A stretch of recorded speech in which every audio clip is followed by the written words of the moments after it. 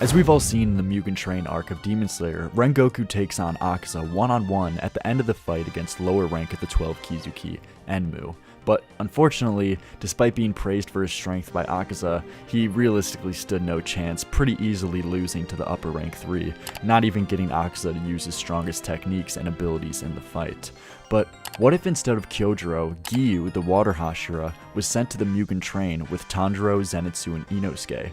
What would happen, and how would that change the story? Because Giyu is shown to be one of the strongest Hashira, with him going head-to-head against multiple demons of the 12 Kizuki, including Akaza himself later on in the story along with Tanjiro. And even after that fight, he takes on Muzan along with the other Hashira, contributing a lot in that battle against the Demon King. He also is shown protecting others against Demon King Tanjiro when he gets transformed into a demon after the fight against Muzan, where Giyu is shown to be getting some decent hits on him, who I think is the strongest character in the whole story, so that definitely says something, and it's a huge feat for Giyu. But is that enough to tell us if he could really beat Akaza? Well, that's what I want to figure out today, and I appreciate all the recent support on the channel, and if you want to see daily Demon Slayer and anime content just like this, don't forget to subscribe with notifications on so you don't miss the next video. And if you want to support these videos in any way, liking the video is the best way, and it's very appreciated. Thank you, but let's get started. So everything would pretty much go the same way as it does in the arc, with the Demon Slayers taking down Enmu, successfully winning, but when Akaza approaches injured Tanjiro and Giyu, they would fight one-on-one. Where it's important to note that Giyu's abilities is water breathing with all 11 of its styles, he has the Demon Slayer mark, and Red Nichiren Blade, but sadly, not the see-through world. But regardless, these abilities, especially the Demon Slayer mark and the Red Nichiren Blade, give him a huge buff in battle that puts him above even most Hashira, and definitely puts him above Rengoku in comparison in this case, because as strong as Rengoku was, he doesn't really light a candle to Giyu, because sadly Rengoku never survived long enough to unlock the Demon Slayer mark, the Red Nichiren Blade, or use the see-through world. So even though he very much was a strong Hashira, he really can't compare with other Hashira who have unlocked the Demon Slayer mark, because as I've explained multiple times before, this Demon Slayer mark is no joke, where there's a clear reason why every single person who unlocks the Demon Slayer mark dies at the age of 25. It's because it gives the human body such a huge buff of strength that the internal systems literally can't take it, so everyone who unlocks it ends up dying early. But it is also very important to note that Akaza has at least 133 years of experience under his belt, of being alive that entire time, honing his abilities, honing his blood demon art. And remember, when you're a demon, especially an upper rank demon, you have regeneration, unlimited stamina, unlimited durability, where we even see in his fight against Rengoku, after getting his arms slashed off or his legs slashed off, he immediately grows them back in an instant. But most of all, what's important about Akaza's abilities is his compass needle ability, where he can sense the fighting spirit of his enemy, and through that is able to predict what their next attack is going to be against them. So this is why it was so important in Giyu and Tanjiro's fight later on in the story for Tanjiro to erase his presence with the see-through world, because since Tanjiro was able to erase his presence, he was able to slash off Akaza's head momentarily, since it never registered on Akaza's compass needle ability.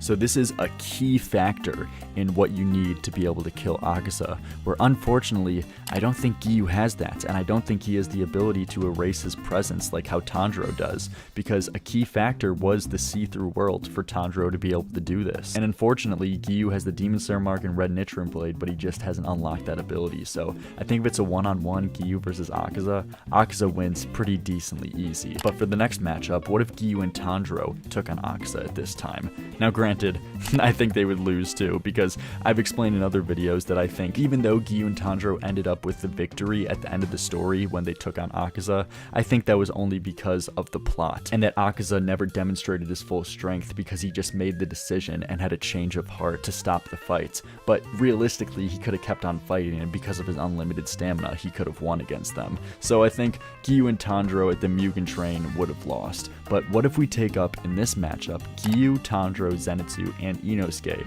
versus Akaza?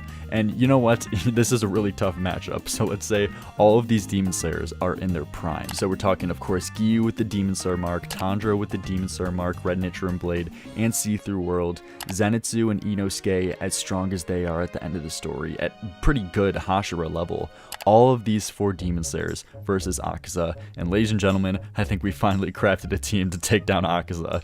With these 4 characters, I think they could get the job done. However though, if we're talking about strictly the Mugen Train arc in the story, where Tanjiro, Zenitsu, and Inosuke were a lot weaker back then I think they would probably lose, because they would just get one-tapped by Akaza. If you remember, Tanjiro, who was the strongest in the bunch, couldn't even keep up with his eyes to watch both Kyojuro and Akaza face off against each other. So they would get one-tapped immediately. But if we're talking about the primes of all these characters, Akaza's going down, finally. But what would this mean for the story? Well, this would mean that Rengoku would never die, and Giyu wouldn't even take his place, because Giyu would also win. So in this new story, it would be really interesting to see Rengoku take his place in the Infinity Castle arc, fighting against maybe Kokushibo or Doma, which I'm not gonna lie, we kind of got robbed. I would love to see that fucking fight between Rengoku or Doma against Doma with his ice abilities. Dude, that would go so hard. And also, Rengoku would be a lot stronger of a Hashira, and probably rank realistically a much higher on the list as opposed to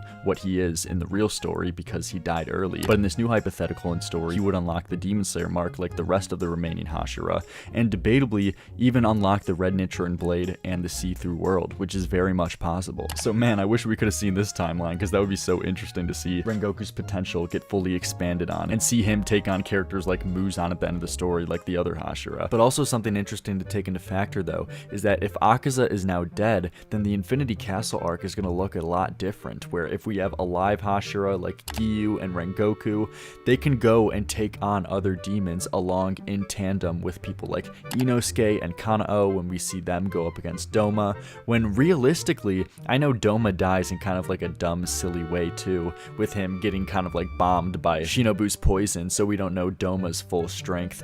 But like, think about like a matchup between Giyu, Rengoku, Inosuke, and Kanao. That's 4 extremely strong Hashira level Demon Slayers, where realistically, it's really hard to say because we don't know Doma's full strength, but they could potentially win that match, because I'm saying if those 4 Demon Slayers took on Akaza, I'm saying they could beat Akaza. Like, a 4v1 is just too much to handle, but at the same time, Doma is a specific case where someone like Akaza, he doesn't have an ability like Doma's, where Doma, in my opinion, is the most overpowered blood demon art, in my opinion, for this one ability, where he can summon his ice clones, which not only are they ice clones, but they're ice clones that can use the same blood demon arts that Doma can.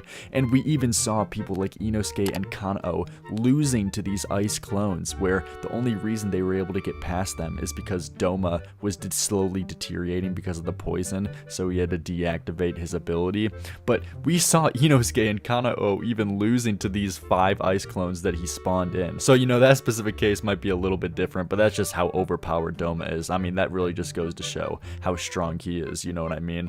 But it would just be so interesting to see potentially Rengoku and Giyu and Tanjiro go on and face off either Kokushibo or Doma in the Infinity Castle arc, because they don't have to worry about Akaza anymore since he's already dead. But yeah, that's what I think would happen if Giyu was sent to the Mugen Train instead of Rengoku. I hope you guys enjoyed, and if you want to see more videos exactly like this on Demon Slayer and anime content, be sure to like and subscribe for more. But I really appreciate you guys watching, and liking the video is the best way to support the channel. But yeah, I'll see you guys tomorrow with another one, and peace.